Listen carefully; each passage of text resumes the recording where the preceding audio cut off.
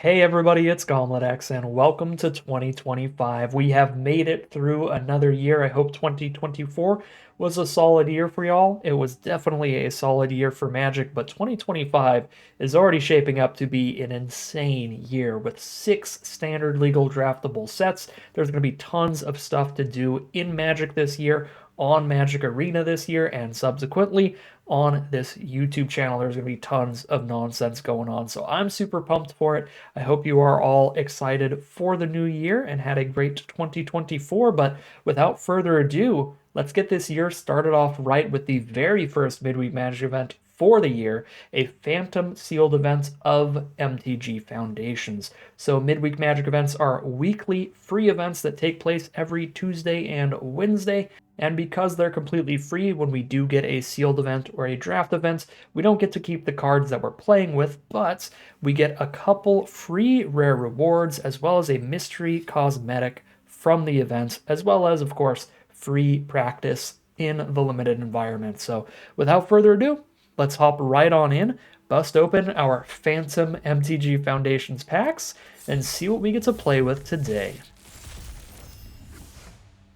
All right, we've got some really exciting rares here. The most clear direction to go, if we have decent commons and uncommons to go with them, is black here. These are the strongest rares we have.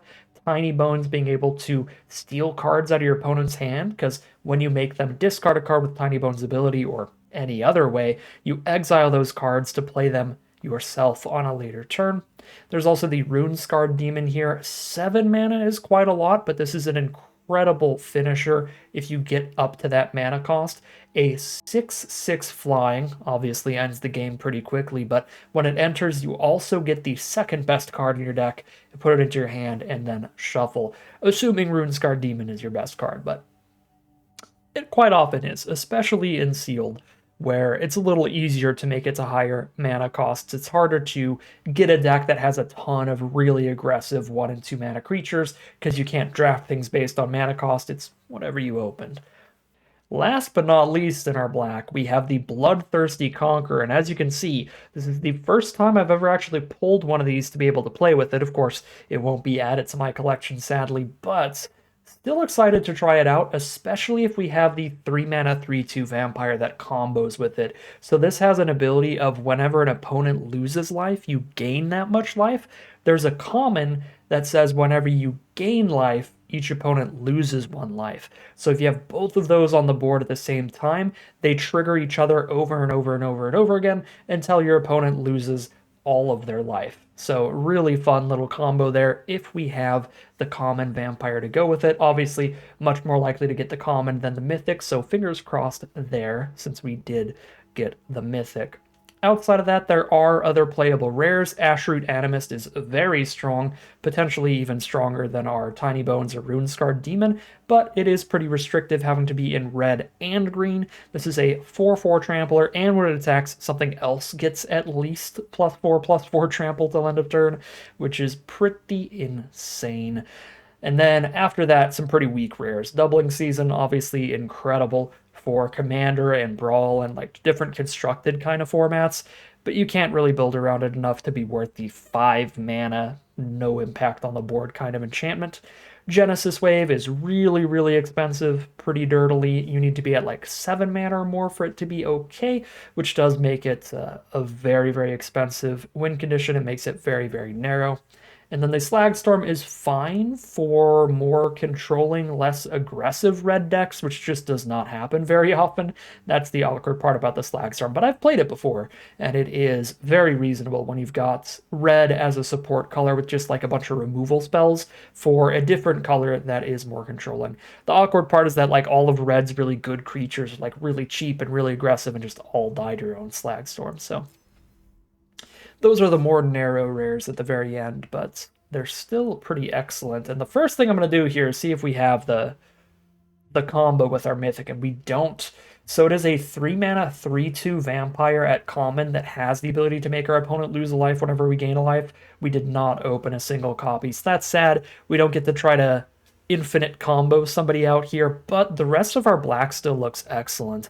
We have efficient removal with stab, efficient creatures with like a 1-mana 2/2 off of Diregraph Ghoul. The Hungry Ghoul plays really well with some creatures in the format that have good enters effects, like the Burglar Rat, where as soon as you play this, it's a 1-for-1. You spent 1 card to make your opponent lose 1 card, so you can just easily sack it later to a Hungry Ghoul on a chump block and get extra value out of it, so big fan of that. Having the Burglar Rat to go with the Tiny Bones is pretty fun as well. If you ever high roll and get a really lucky hand, you can play a Tiny Bones turn 2 and then a Burglar Rat turn 3, immediately steal one of your opponent's cards from their hand. A lot of sweet stuff, it looks like, out of our black. There's even more removal. It's not just the stab. There's a bake into a pie as well. There's some more great top end with the Arbiter of Woe. That's another card that's really good with expendable creatures to sacrifice, like our Burglar Rat. Also technically really good with Tiny Bones as well, but if we ever draw Tiny Bones and Arbiter of Woe in the same hand, like, probably already in an incredible position with those cards individually. And of course, our big Runescarred Demon finisher. So I'm almost 100% gonna play black here. I do tend to like to look at the colorless and the multicolored first when I get into my sealed deck building, because that can show us some other powerful directions to go outside of where our rares are. Because some of these signpost uncommons, cards like Perforating Artist, Balmor, and Empyrean Eagle tend to be some of the strongest cards in your sealed pools, and they give you really clear directions to build. So if we have a bunch of flyers in white, a bunch of flyers in blue, get that eagle down, go for that. But our black was so insanely exciting, I just had to look at that first. So the multicolored stuff, the only thing that pairs with the black, which at this point we can kind of lock in on the color with how powerful it is the Perforating Artist. So we will keep red in mind as having a little bit more reasons to be in red here, with both a Bloodfell Caves for fixing and a Perforating Artist for a very solid 3-drop. So if all of our other colors are pretty equally powerful, red gets the nod thanks to cards like Perforating Artist. And for the colorless, our mana fixing is really mediocre. 1 Campus Guide, 1 Heraldic Banner. So probably not splashing a third color, although with how powerful Ashroot Animist is, there would be a little bit of a justification towards doing that. If we're like black-red, splash the green, or black-green, splash the red. That would be the only really splashable card in the sealed pool. So let's check each color one by one here, see what looks the strongest. For white, this already looks fantastic. There's a very high quantity of cards, and there's a little bit of everything to keep the color nice and flexible. We have powerful, efficient removal spells like Luminous Rebuke, Banishing Light, and Joust Through. We also have a lot of creatures here, an ideal amount of nice cheap creatures like Healer's Hawks, Youthful Valkyrie, Resolute Reinforcements. The reinforcements playing really well with the sacrifice cards like Hungry Ghoul and our big demon later on the curve. Cathar Commando playing well as well. And we have some life gain synergies in black, so the Healer's Hawks to be more cards that gain life work well. The Ajani's Pride Mates work well with our life gaining black cards. I'm really liking the way that our white looks here. It's got plenty of cheap creatures and not like a ton of really high mana value finishers. The guide is quite filler, but the squad ralliers do a really good job late in the game. If you end up in a position where you just keep drawing lands and you have nothing else to do, this is an excellent mana sink to try to keep drawing into some more action, finding some more creatures to cast and jam into your opponent's face, especially when you've got some like flyers that have 2 or less power. Those are kind of the best creatures to pull off of the squad ralliers, because usually at the time of the game where you're activating this over and over, you're in a big board stall where you and your opponent are just staring at each other, so evasive threats like flyers, pretty perfect to pull out. So huge fan of our white here. It's going to take a really, really strong alternative color to get me off of just playing black-white. And blue looks very solid, honestly. But there's a very low instant sorcery count for the Tolarian Terrors, so those are going to be pretty mediocre. But I really like Big Fin Bouncers at 4 mana as tempo plays. The Fey Bloom Trick, quite similar. Just a really good stat line for the cost, getting 2 1/1 flyers, plus a great tempo effect, slowing your opponent down with that tap. The Mischievous Mystic has a little bit of synergy here. Whenever we draw our second card each turn, we get a 1/1 fairy. That is an incredible ability, and you only have to draw 1 extra card during your turn to trigger that. So it works with Think Twice to get 2 extra fairies over the course of 2 turns. and it works with Icewind Elemental to get an extra fairy the turn we play that. But then like the Adept and the Turtle are also kind of mediocre. So there's some pretty good stuff in the blue here, but I just think it's slightly less quantity than our white and slightly less synergistic with our black spells than our white was. Now, we pretty much already looked at the black. I mean, it's excellent. There's not too much else to say here, so we'll move on to the red now. Red has a very low quantity of cards, and it's got that Slagstorm that's a little awkward here. I really like Dragon Trainer. That's kind of it for the red. There's pretty much no removal if you don't count Slagstorm. And these creatures are all like fine filler, but they're definitely filler. So red is not really where it's at. Green, the biggest reason to play green here would be since our red is so weak, if we played black-green, we could splash red and get the Ashroot Animist in, since there's no way we play like black-red and splash green. So we'll keep that in mind. We could go like black-green, splash red if I really want the Animist, but there's no removal here. The creature base is pretty decent, honestly, but that's basically it. It's just like a collection of solid creatures. No crazy synergy with our black or anything like that. I think this is a pretty clear black-white sealed pool. And as you can see by the quantity of cards, I think that makes it super, super clear. We could even, for life gain synergies, if we have enough cards similar to a Johnny's Pridemate that trigger whenever we gain life, we could play Bloodfell Caves and Windscarred Crag. Just to have a land that we can play to trigger the Johnny's Pridemate. That said, I think it's literally just a Johnny's Pridemate. So it's probably better not to play the tap lands for that. We have a Johnny's Pridemate and Vanguard Seraph for cards that trigger whenever we gain a life. And neither of those really need the tap lands to get going. They're going to be solid without. Yeah, we'll just play all untapped lands. We have to cut 10 cards here, so quite a bit to cut. So, what do we got? A whole ton of creatures. Your average limited deck tends to be somewhat aggressive, like a mid-range deck leaning aggressive, and that kind of deck wants about 15 to 17 creatures. In your 40-card deck, we are at 26. So we can just cut 10 creatures and call it a deck. That said, I think we have enough really good removal with Bake Into a Pie, Banishing Light, Luminous Rebuke, Stab, and Joust Through that we can cut the more mediocre removal spell of Stroke of Midnight.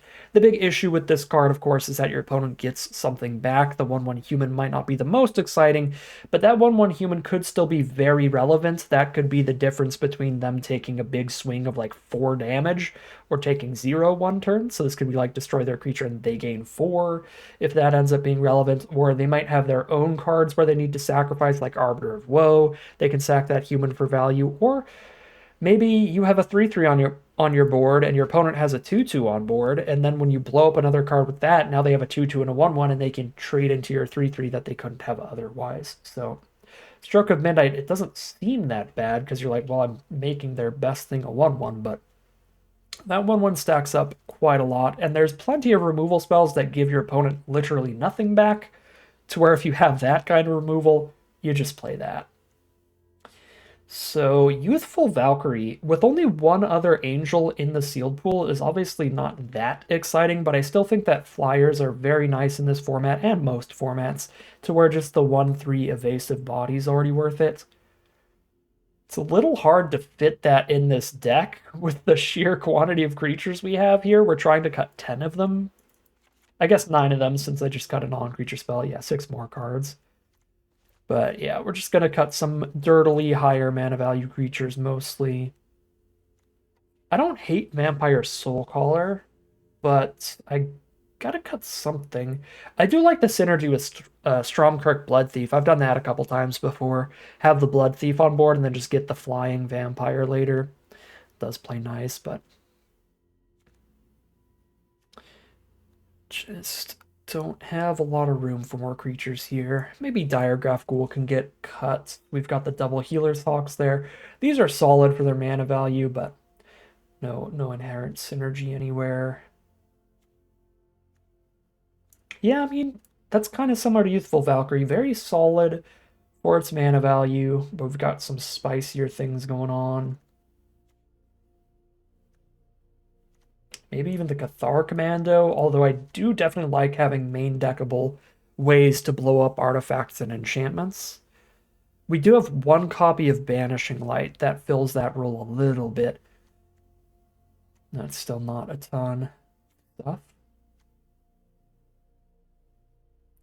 Like the Soul Shackled Zombies enter ability quite a bit, but I think Squad Rallier looks excellent in this deck with the amount of 2 power less creatures in here. And Vanguard Seraph, just another flyer, because we don't have a ton of them. We got Healer's Hawks, maybe a Valkyrie, maybe a Vanguard Seraph. Well, no, all of our top end is flying. You know what? Yeah, I mean, all of our finishers are flying. This is probably fine to do that. Yeah, cut some combination of these. 5 out of these 6. Another peek through everything else. That looks super fine to me. Yeah, this Arbor of Woe is going to be really good. This deck is really good at fueling it with the sacrificial fodder between Prideful Parent, Resolute Reinforcements, Burglar Rat, and just a good cheap curve of creatures. I like that a lot. So 1, 2, 3, 4, 5, 6. Basically pick one card and put it back in. What is my favorite card here? I like flyers. Let's play a Vanguard Seraph, I think.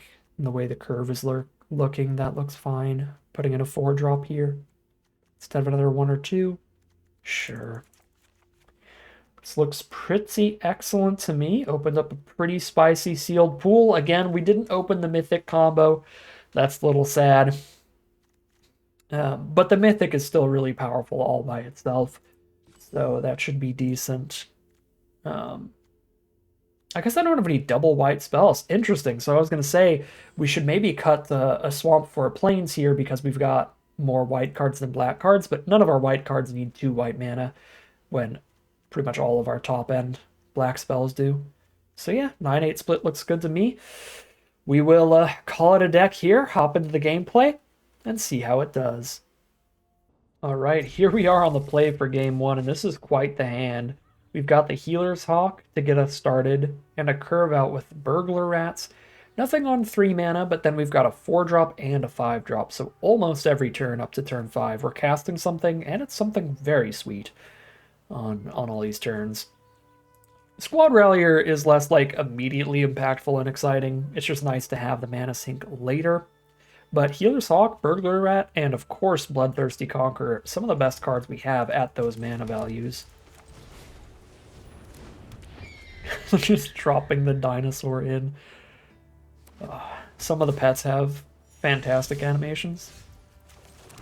Drawn to the perfect hand here. Now we are actually riding all the way up the curve here. 1, 2, 3, 4, 5. We are never not spending our mana. Unless we miss some land drops. But actually, even then, we're going to be spending our mana. It's just that we won't be hitting our most powerful spell each turn. Alright, Cathar Commando. Luckily, that card is pretty bad against cards like Burglar Rat that immediately gets value when it hits the board and trades off into it, or like Prideful Parent, that 1/1 cat stopping it from hitting us. So, really rough matchup for our opponent. That Cathar Commando just bad against this hand. 3 mana up. They've got 3 colors over there, the full Esper, blue, white, and black. Graveyard Recursion, Macabre Waltz, immediately get some stuff back for later. Ditch an Island. We really had to do it to him. We just keep hitting lands, and we are going to curve out on them.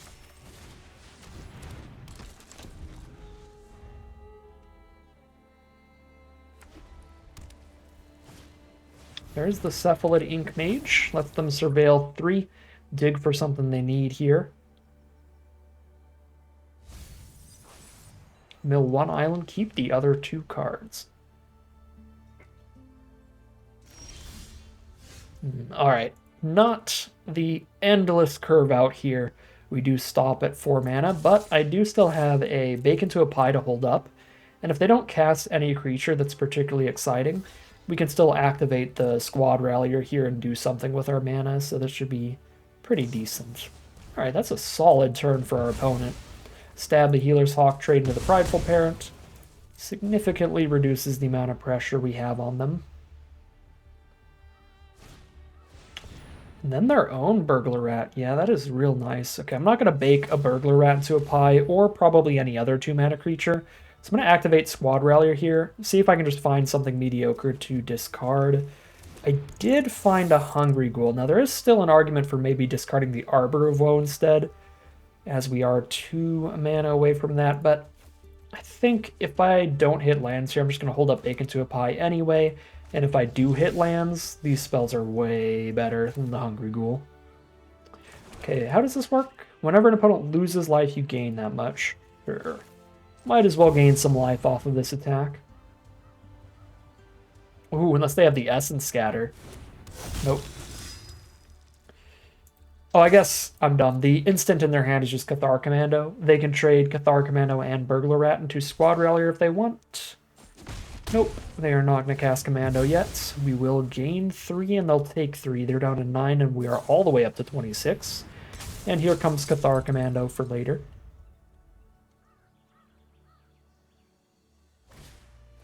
Diregraph Ghoul hitting the board tapped. A Johnny's Pridemate. And it looks like we are just about to conquer our opponent.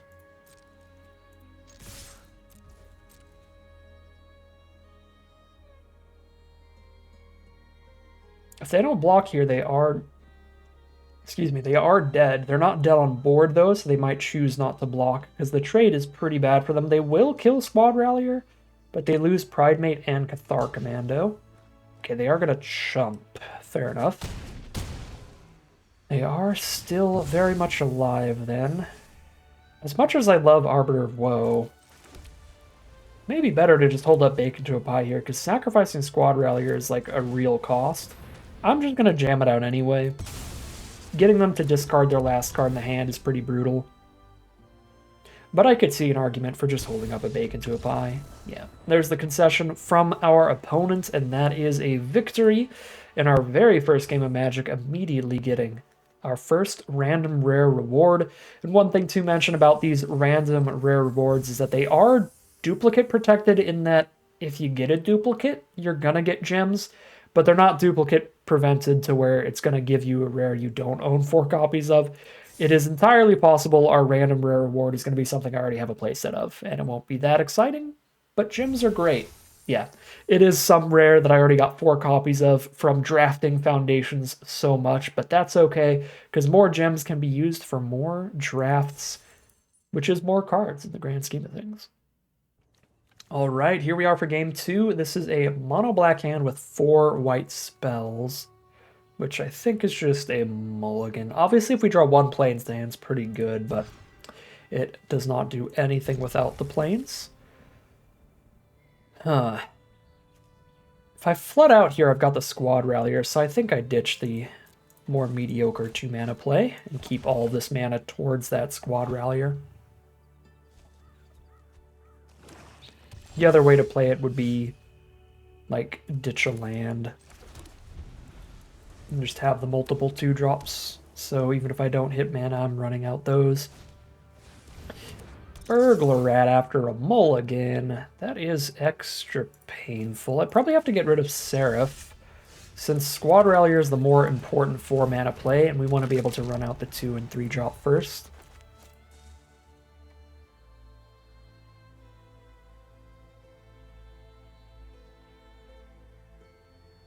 I guess there's always a chance our opponent does not have cheap removal, and Tiny Bones actually gets to get activated on turn 4. If Tiny Bones is still around turn 4, we're 100% going to activate that over doing anything else. Stash away some spells, get some card advantage back. I just think it's highly unlikely Tiny Bones will still be around by turn 4. Ooh, Quick Draw Katana. That is a way to make that rat solid. A 3-power first striker during their turn, or they could cast an Eaten Alive here. Got 1 mana up, and they keep looking back and forth. Eaten Alive on Tiny Bones, another solid way to use the rat. They get a huge cost reduction on that spell by sacking a creature. Alright. Goodbye, Tiny Bones. Ooh, double Squad Rallier. I actually don't mind that draw to have some redundancy here if they do have removal for the first Squad Rallier.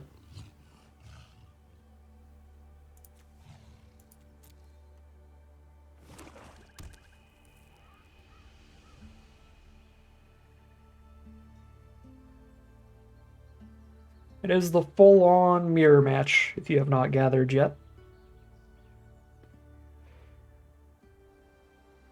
I don't want to assume.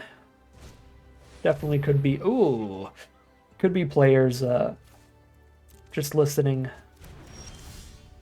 I got YouTube Premium earlier this year for the first time ever, just because I like being able to listen to YouTube on my phone with everything closed, like the phone screen locked and everything. There could be players just listening. I don't know. I definitely do that to some other Magic streamers.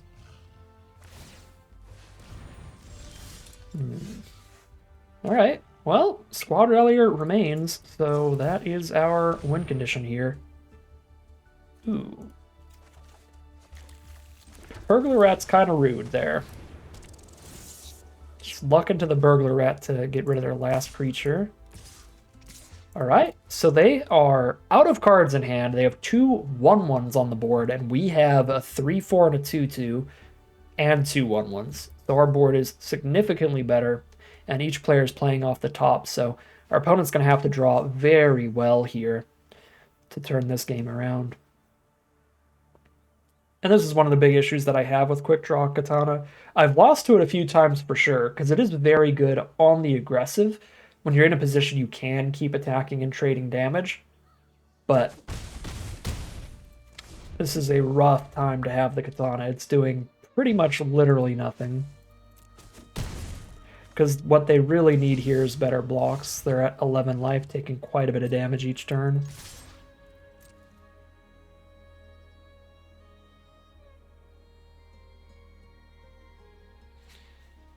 Whereas if that 2-mana equipment is instead just some other 2-mana creature like a 2-mana 2/2, that soaks up a ton of this damage just by trading off into our 2/2. Over the course of a few turns, it stops like 6 damage. No better creature, so Primate it is. They could have a board wipe. Day of Judgment is in this format. That's the 4-mana destroy all creatures. It would have been really cool if they reprinted the original Wrath of God, with this being Magic Foundations and being so based on classic Magic the Gathering cards, but I understand why they didn't. They don't print anything that talks about regenerating anymore.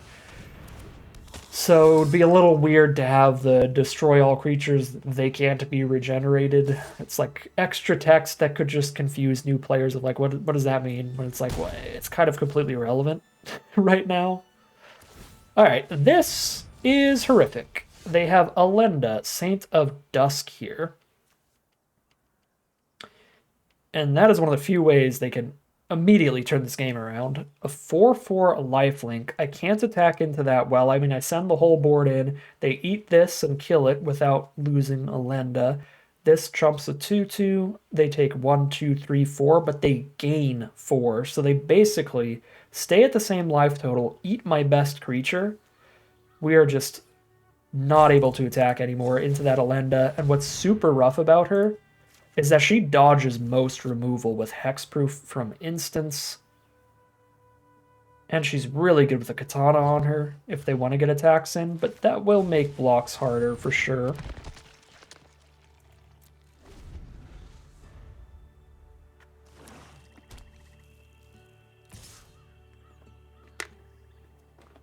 I don't mind that.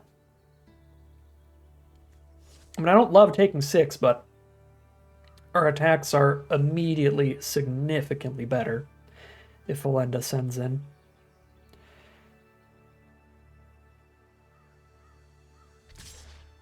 They'll be at 10 life.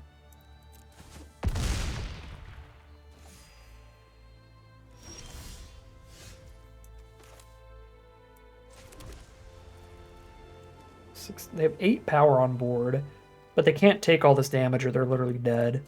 Yeah, send in the team. Oh yeah, plus Prideful Parents, a chump blocker, worst case scenario. And of course the Healer's Hawk.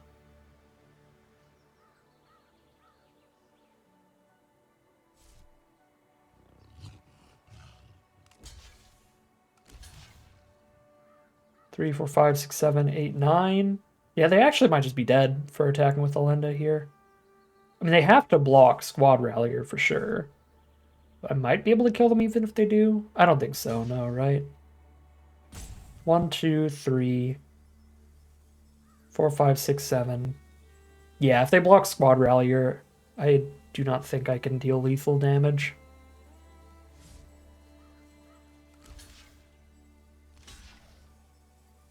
One, 2, 3, 4, 5, 6, 7, 8, 9. Okay, well now I can deal lethal damage. 1, 2, 3, 4, 5, 6, 7, 8, 9, 10.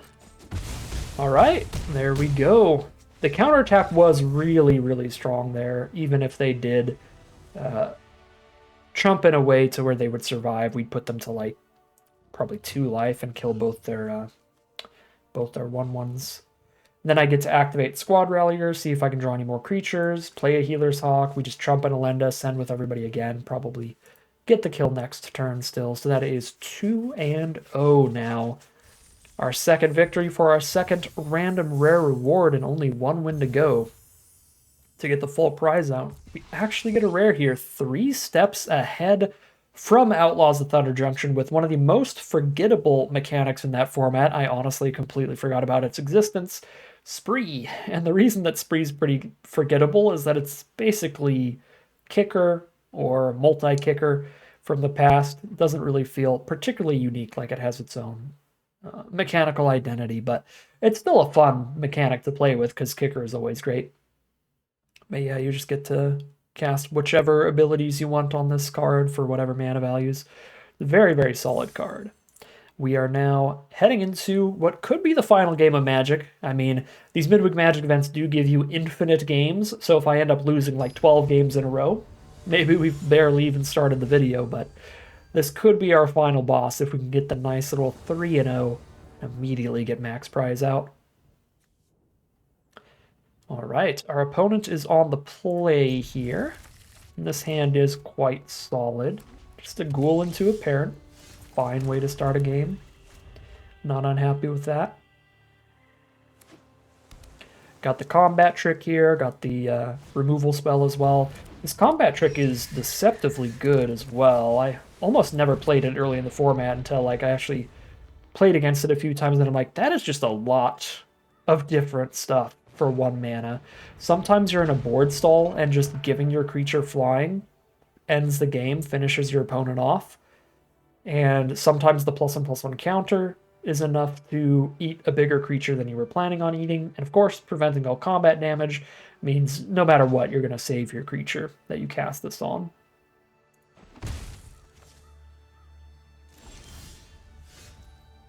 All right. We are drawing super well right now. They've got 1 mana up, and something is holding here. I guess they could have a Joust. I guess that makes this attack a little worse. Because if they have a Joust through, and they go for the double block and I try to Fleeting Flight, I get got pretty bad. So at this point, if they did block in any way there, I would probably choose not to cast Fleeting Flight. I would just let the Hungry Ghoul kill the Sailor. But that's a fine trade. The Spectral Sailor is quite similar to the Squad Rallier, where it's a really good mana sink that's going to make sure that they keep ahead on cards late in the game.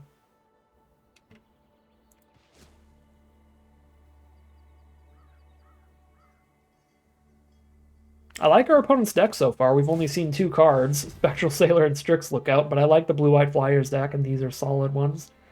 Little card advantage and card selection engines help them dig for what they need.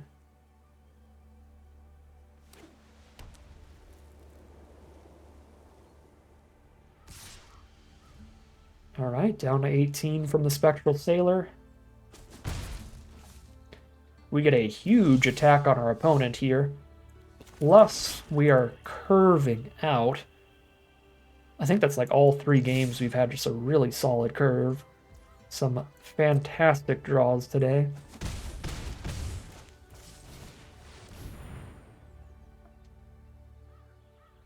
So our opponent is down to 13. They are facing like 8 power on our board. Once again, just facing immense pressure here.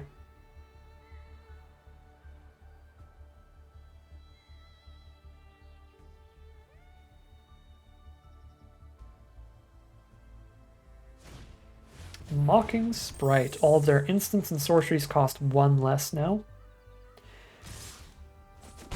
Jamming the Flyers, we're down to 16. Just sending the whole team, holding up the Jouster and the Fleeting Flight to make sure that combat ends up in our favor. No matter what, but their creatures are small enough that it's already pretty much guaranteed to go in our favor. So we drop our Pridemate, hold up our instants, because the other really nice part about the Squad Rallier is this ability is instant speed. So if we need to save a creature with a Fleeting Flight or something goes super wrong and somehow they're attacking in a really threatening manner, we can joust through instead.